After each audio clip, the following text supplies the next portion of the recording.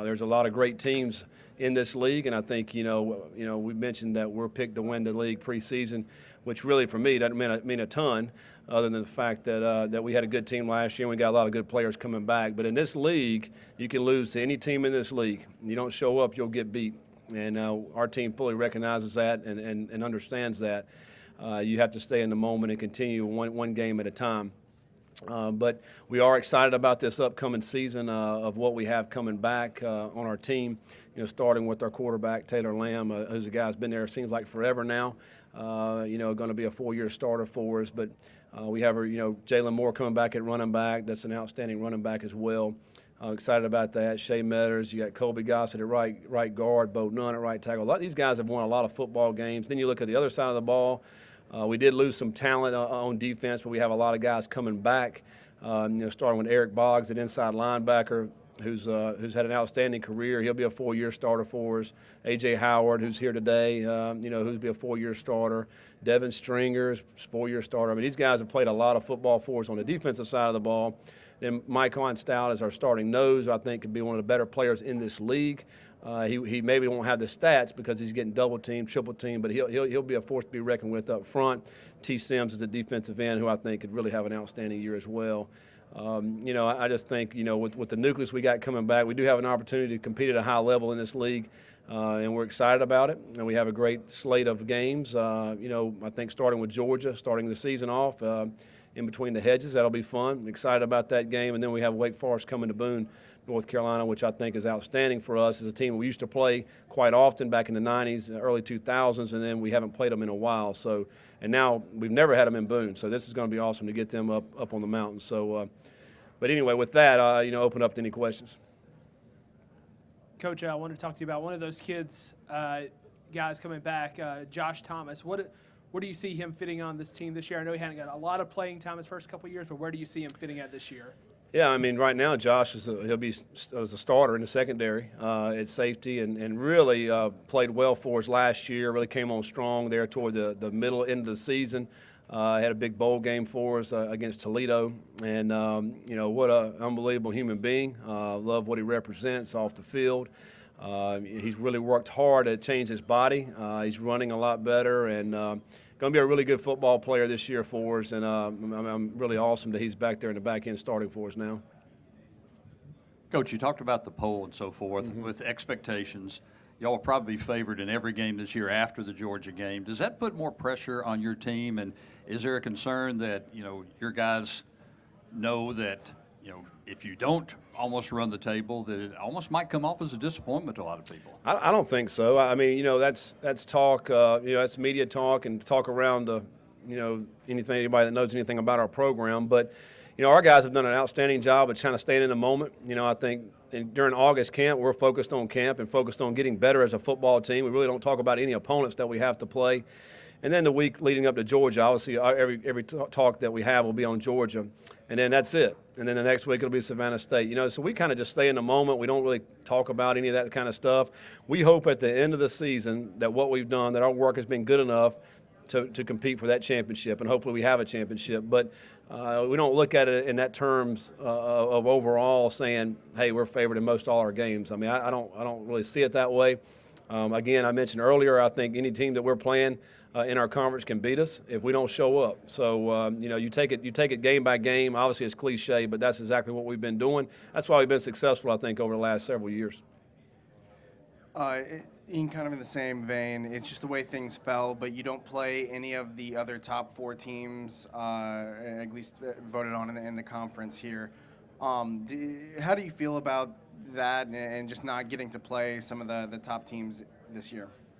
Well, I think as you go back to when we first started in this league, we had a pretty tough slate. We had to go to Louisiana Lafayette, had to go to Arkansas State back-to-back weeks, 2 of the teams that were top teams in the league at that time.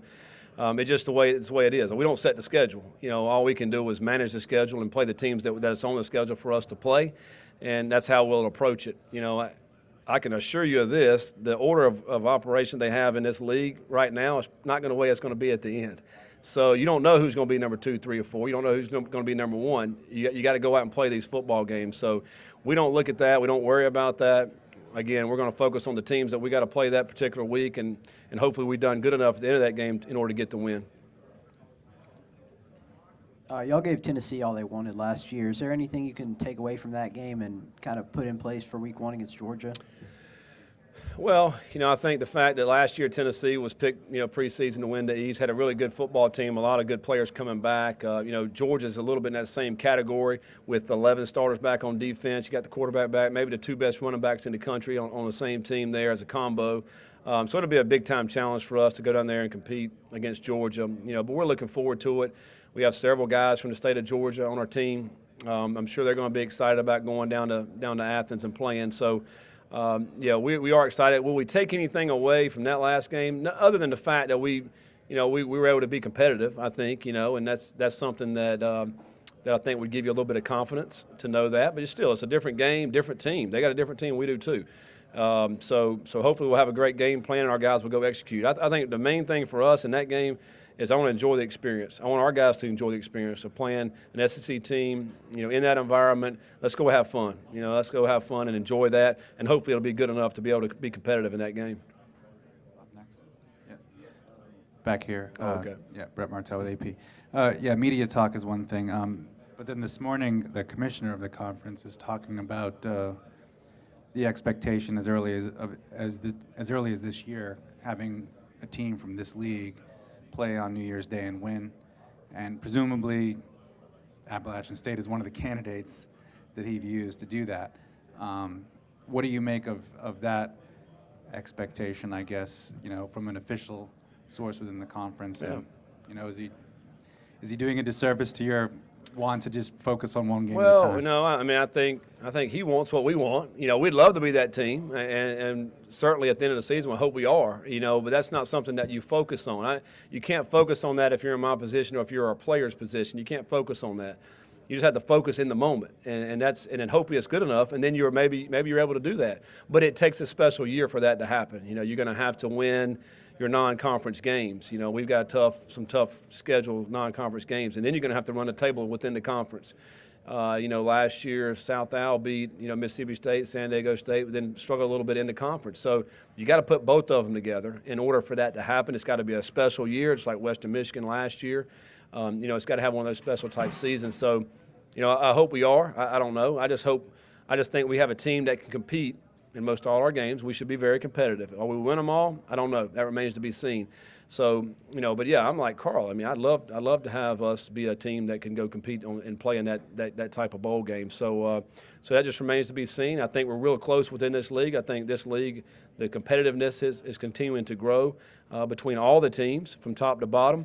And I think it's just going to make our team, our team better, our league better. So hopefully there'll be a team one day, and hopefully it's in the near future. Scott, you guys brought A.J. Howard here. Not a guy who's gotten a ton of individual recognition in his career. Just can you kind of speak what value he brings to this defense with as long as he's played with you guys? Yeah, that's a good question because A.J., is a guy who kind of an unsung type guy, doesn't get a ton of accolades, but he's been a solid contributor of our football team for a long, long time. And it's not just on Saturdays. A.J.'s one of these guys that if you go into our offices throughout this summer or any time he's been there, he's one of these guys watching film. Maybe a Monday or Tuesday or afternoon, he's just in there watching film. And that kind of leadership goes a long ways for your football team. So to reward A.J. to be able to come down to New Orleans and represent our football team, it means a lot to him, it means a lot to me, and other players see that. And, so it takes everybody on your football team, not just a guy who's getting all the notoriety. You got to have some guys here that are doing some of the dirty work, and A.J.'s kind of been that guy. And I think A.J. could have a breakout year. He could have an outstanding year for us, tackling and interceptions. He had a big play at the Detroit game last year and kind of got us turned around there. But he's a really good player and more importantly, a great human being.